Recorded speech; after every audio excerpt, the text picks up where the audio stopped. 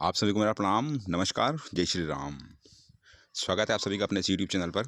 तो इस वीडियो में हम लोग बात करने वाले हैं कनिष्ठ लेखाकार 2024 के बारे में कि आंसर की केस, याचियों की जीत और स्टे।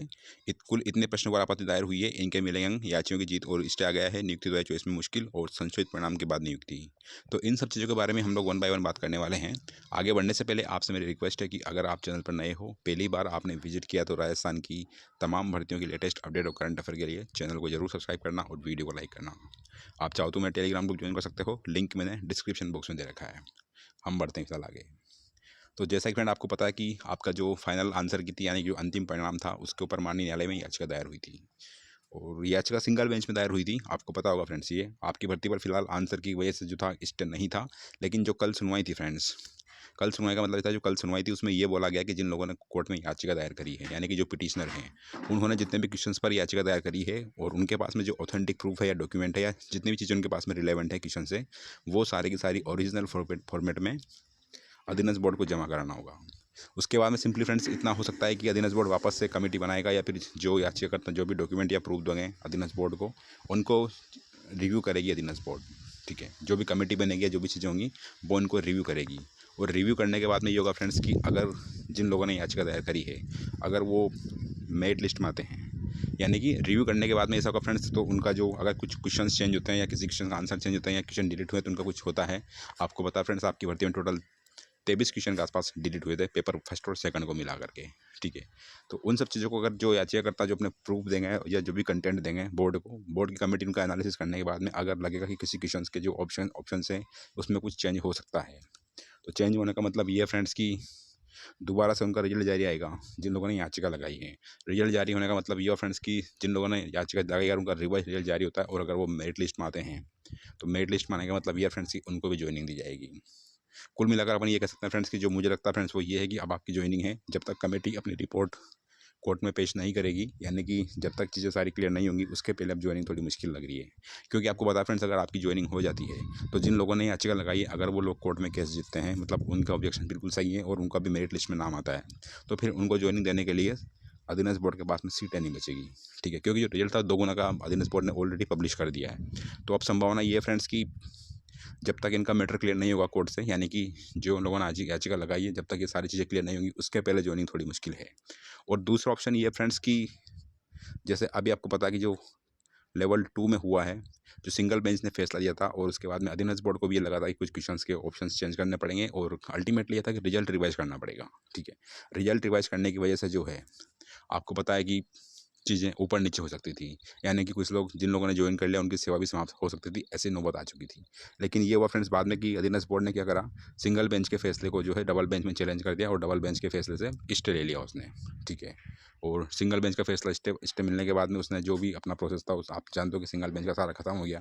तो ऐसा आपके केस में भी हो सकता है, यानी कि जो सिंगल बेंच ने जो फैसला दिया है, इसके ऊपर अधीनस्थ बोर्ड चाहे तो डीबी में अपील कर सकता है और वहाँ पर जो है यानी कि चैलेंज कर सकता है अपील का मतलब, और सिंगल बेंच के फैसले पर स्टे ले सकता है।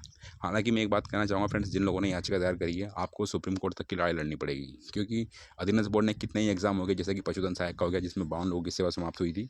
इसके अलावा आप देखो तो पटवारी का एक 2015 वाला मैटर था, या फिर आप देख लो कि वीडियो भर्ती था। इन सभी को उसने सुप्रीम कोर्ट तक लड़ाई लड़ी है। वहाँ से जब फाइनल जो भी जजमेंट आया उसी को उसने फॉलो किया है। बाकी लोअर कोर्ट के फैसले पर अधीनस्थ बोर्ड कोशिश करता है कि अपर कोर्ट में जा करके और किसी तरह से उसके ऊपर स्टे लिया जाए। ठीक है, तो मुझे लगता है फ्रेंड्स कि जिन लोगों ने याचिका दायर करी सिंगल बेंच में, उनको डीबी में इसके लिए केवियट दायर कर देना चाहिए। केवियट दायर करने का मतलब ये होगा फ्रेंड्स कि जब तक आपका पक्ष नहीं सुना जाएगा, तब तक आपका जो भी फैसला सिंगल बेंच का है लोअर कोर्ट का, उसके ऊपर जो ऊपरी यानी कि अपेक्स कोर्ट है वो कोई अपना जजमेंट नहीं पास करेगी। यानी कि पहले आपकी बात को सुना जाएगा, उसके बाद में सारी चीज़ें प्रोसेस में आएंगी। ठीक है, तो मैं कुल मिला के इतना ही कहना चाहूँगा फ्रेंड्स कि जिन लोगों ने सिंगल बेंच में याचिका दायर करी, डेफिनेटली उनको केवियट दायर करना चाहिए, वरना लेवल 2 जैसी हालत आपकी भी हो सकती है। लेवल 2 में ये होता फ्रेंड्स कि जिस तरह से चीज़ें हुई थी लेवल 2 में, मतलब कि सिंगल बेंच के फैसले को उसने डीबी में चैलेंज कर दिया और वहाँ पर से स्टे ले आया। उसके बाद में सिंगल बेंच में उनकी जीत हुई या हार हुई, इससे कोई मतलब नहीं रहा, और कुल मिलाकर अधीनस्थ बोर्ड अपने पक्ष में चीज़ें कर ली है। अब वापस से डीबी में सुनवाई चलेगी और सारी चीज़ें वापस से डीबी में होगी। तो ऐसा आपके साथ में भी होने की पॉसिबिलिटी है। तो मैं इतना कहना चाहूँगा फ्रेंड्स कि एक तरह से आपने जो भी, अगर आपके पास में ओरिजिनल कंटेंट है, आपको वही देना जो ओरिजिनल कंटेंट में है, या सरकारी बुक है या स्टैंडर्ड बुक है या एनसीईआरटी सीबीएसई या फिर राजस्थान बोर्ड की जो भी बुक है, उसके ओरिजिनल कंटेंट को आपको जो है बोर्ड को जमा कराना है। ऐसा नहीं है कि उसमें आप कुछ कूट रचित या कुछ छेड़खानी करके उसको बोर्ड को जमा कराओ तो आपके ऊपर जो है केस दायर अधीनस्थ बोर्ड कर सकता है, क्योंकि ऐसा अधीनस्थ बोर्ड ऑलरेडी वार्निंग दे चुका है। जो सूचना सहायक का मैटर था, यानी कि सूचना सहायक में जो ऑब्जेक्शन मांगे गए थे, उसमें लोगों ने क्या किया था कि जो ओरिजिनल कंटेंट था उसमें कुछ चेंज करके बोर्ड को सबमिट करवाया था। बाद में चीज़ें सामने आई कि इन्होंने कुछ फेक डॉक्यूमेंट लगाए हैं, तो वो सारी की सारी चीज़ें इलीगल होती है और आपके खिलाफ एफआईआर हो सकती है 420 की। ठीक है, जो मुझे पता आपको बता रहा हूँ, आप क्या सोचते हो, आपकी चॉइस है। तो कुल मिलाकर के आपको जो है जो भी ऑथेंटिक चीज़ें हैं आपके पास में उन्हीं को देना है। ठीक है फ्रेंड्स, तो ये था अभी के लिए एक तरह से स्टेप मान सकते हो, क्योंकि जब तक आपका ये चीज़ें नहीं होगी क्लियर, यानी कि जब तक ये कोर्ट केस का मैटर क्लियर नहीं होगा उसके पहले ज्वाइनिंग थोड़ी मुश्किल है। बाकी जो भी अपडेट होगी इससे रिलेटेड आपको मैं बता दूंगा। रही आपके कट ऑफ की बात, तो फ्रेंड्स जो भी लोग बता रहे हैं कि 30 नंबर बढ़ने वाला आपकी फाइनल कट ऑफ में, बता दो फ्रेंड्स ऐसा बिल्कुल भी नहीं होगा। मैक्सिमम आपके जो है बता दी मैंने कट ऑफ आपकी जनरल कैटेगरी की, आपकी जो कट ऑफ है वो 590 के आसपास में रह सकती है। ओबीसी की 580 से 85 के बीच में रह सकती है। और बाकी जो दूसरी कैटेगरी है, तो दूसरी कैटेगरी मैंने आपकी सारी कट ऑफ बता रखी है। जो लोग बोल रहे हैं कि जो सबसे ज़्यादा कट ऑफ में उछाल आएगा वो जनरल एसटी कैटेगरी में आएगा, फीमेल में या एससी फीमेल में आएगा, तो ऐसा बिल्कुल भी नहीं फ्रेंड्स। जो सबसे ज़्यादा आपको उछाल देखने को मिलेगा वो जनरल कैटेगरी में देखने को मिलेगा, क्योंकि आपको पता है कि जो भी लोग अगर टॉपर होते हैं वो सारे के सारे जनरल कैटेगरी को फाइट करते हैं। उसके बाद में जो सब कट ऑफ में इंक्रीमेंट होगा वो होगा ओबीसी कैटेगरी में, यानी कि ओबीसी में भी आप मान सकते हो कि सेकंड नंबर पर वेरिएशन आएगा इसमें, टॉप पे जनरल, उसके बाद में ओबीसी, और उस लास्ट में आएगा आपका आप मान सकते हो एमबीसी या एसटी कैटेगरी। ठीक है, बाकी जितनी भी कैटेगरी से ईडब्ल्यूएस वगैरह इनमें ज़्यादा उछाल आपको देखने को नहीं मिलेगा, ये सब जनरल ओबीसी के बाद में आएंगी। ठीक है फ्रेंड्स, तो ये था फिलहाल अभी के लिए। तो जो लोग ज्वाइनिंग के लिए बोल रहे फ्रेंड्स, हालांकि मैं आपको इस चीज़ का नहीं बोल रहा कि पूरी तरह से स्टाफ की भर्ती पर है, ऐसा मैं नहीं कहूँगा, क्योंकि स्टे किसी तरह का नहीं है आपकी भर्ती पर।